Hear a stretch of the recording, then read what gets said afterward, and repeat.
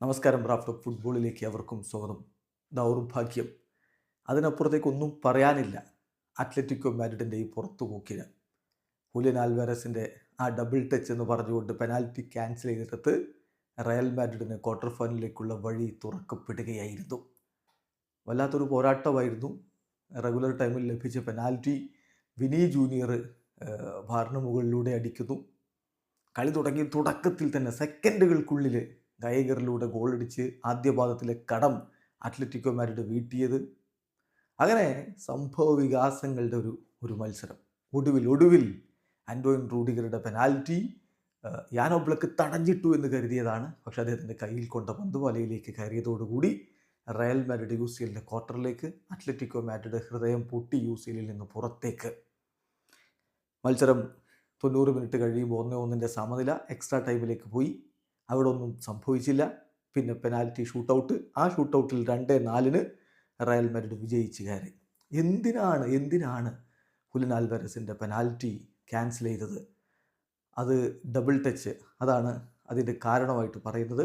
അദ്ദേഹം കിക്കെടുക്കുന്ന സമയത്തൊന്ന് സ്ലിപ്പായി പോയി. ഒരു കാല് ബോളിൽ ടച്ച് ചെയ്തു എന്ന് പറയുന്നു, മറ്റേ കാല് കൊണ്ട് ഷൂട്ടെടുത്തു. അപ്പോൾ എന്തായാലും ഡബിൾ ടച്ച് പറഞ്ഞുകൊണ്ടാണ് ആ ഒരു പെനാൽറ്റി ക്യാൻസൽ ചെയ്യപ്പെടുന്നത്. എന്തായാലും അഗ്രിഗേറ്റ് 2-2 സമനില. പെനാൽറ്റി ഷൂട്ടൗട്ട് 2-4 വിജയം. റയൽ മാഡ്രിഡ് അത്ലറ്റിക്കോ മാഡ്രിഡിനെ പുറത്താക്കിക്കൊണ്ട് യുവേഫ ചാമ്പ്യൻസ് ലീഗിൻ്റെ ക്വാർട്ടറിലേക്ക് കടന്നു. മത്സരത്തിൽ ആൻറ്റോയിൻ ഗ്രീസ്മാനും ഹൂലിയൻ ആൽവാരസുമാണ് അത്ലറ്റിക്കോ മാഡ്രിഡിൻ്റെ മുന്നേറ്റങ്ങൾ നയിച്ചതെങ്കിൽ മറുഭാഗത്ത് വിനി ജൂനിയറും കിലിയൻ എംബാപ്പയും ചേർന്നുകൊണ്ട് റയൽ മാഡ്രിഡിൻ്റെ മുന്നേറ്റങ്ങൾ നയിച്ചു.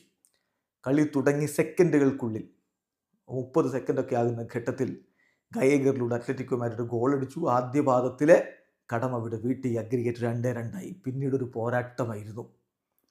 70ാമത്തെ മിനിറ്റിൽ ലഭിച്ച പെനാൽറ്റി കിലിയൻ എംബാപ്പെ വിൻ ചെയ്ത പെനാൽറ്റിയാണ്. പക്ഷേ വിനി എടുക്കുന്നു, ബാറിന് മുകളിലൂടെ പോകുന്നു. റയൽ വല്ലാതെ നിരാശപ്പെട്ടൊരു നിമിഷമായിരുന്നു അത്.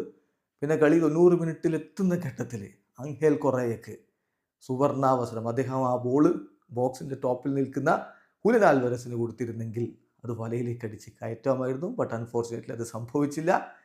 അത് അത്ലറ്റിക്കോ മാഡ്രിഡിന് നിരാശയുണ്ടാക്കിയ കാര്യമാണ്. എക്സ്ട്രാ ടൈമിലേക്ക് പോകുന്നു. അവിടെ കളി തീരുമാനമാവാതെ വന്നപ്പോഴാണ് പെനാൽറ്റി ഷൂട്ടൗട്ടിലേക്ക് എത്തുന്നത്.